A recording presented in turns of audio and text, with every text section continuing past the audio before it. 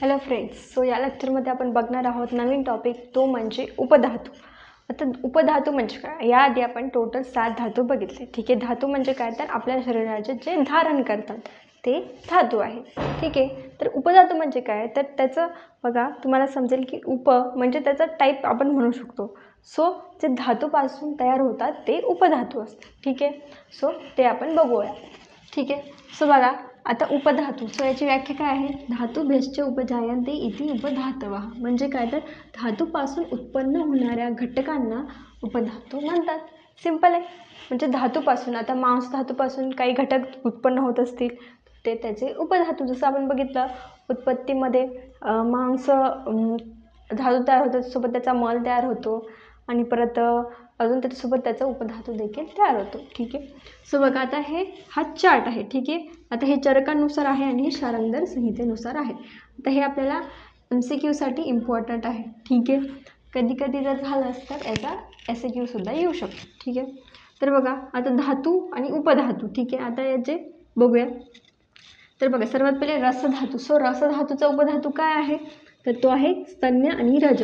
स्तन्य म्हणजे काय? तर जे आईचं बघा हे असतं आपलं मिल्क असतं. ठीक आहे, मिल्क सिक्रेशन ते स्तन्य आणि रज. ठीक आहे, सो याला आपण रसधातूचे हे उपधातू आहे. हे सुद्धा आपण बघणार आहोत पुढे. ठीक आहे, नंतर रक्तधातूचे उपधातू काय आहे?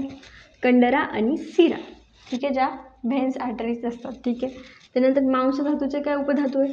वसा आणि त्वचा. ठीक आहे, जे आपली स्किन आहे. ओके, त्यानंतर मेदधातूचे उपधातू काय आहे? तर स्नायू म्हणजे आपले जे मसल्स आहे. ओके, सो हे चरकांनी सांगितलं आहे हे उपधातू. पण आता एक्सेप्शन शारंगधरांनी संहितेनुसार सुद्धा काही आहेत उपधातू. सो शारंगधरांनी काय सांगितलं आहे? मेदधातूचा उपधातू स्वेद सांगितला आहे. ओके, अर्सिधातूचा दंत सांगितला आहे. ठीक आहे, मज्जाधातूचा केश सांगितला आहे आणि शुक्रधातूचा ओज सांगितला आहे. सो हे एक्सेप्शनल आहे. म्हणजे हे सुद्धा असं येऊ शकतं की ट्रिक करायचं असेल तर तुम्हाला विचारतील की मेदधातूचा शारंगधरानुसार उपधातू काय? तुम्ही कन्फ्यूज होणार.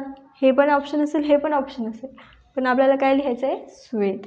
ठीक आहे, कारण शारंगधरानुसार विचारलं आहे. सो असं आपल्याला हे चार्ट तुम्हाला पाठच करावे लागतं. ठीक आहे, याचं इतकं काही नाही आहे, फक्त हे इम्पॉर्टंट आहे की कशाचा कोणता उपधातू आहे.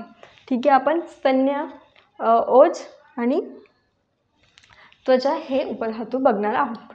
ठीक आहे, थँक्यू. लाईक करा आणि नोट्स पाहिजे असतील तर मला ह्या नंबरवर तुम्ही व्हॉट्सॲप मेसेज करा. आणि श्लोका डायरीसुद्धा अवेलेबल आहेत. आणि सबस्क्राईब करत जा, तुमच्या फ्रेंड्सला शेअर करत जा. थँक्यू.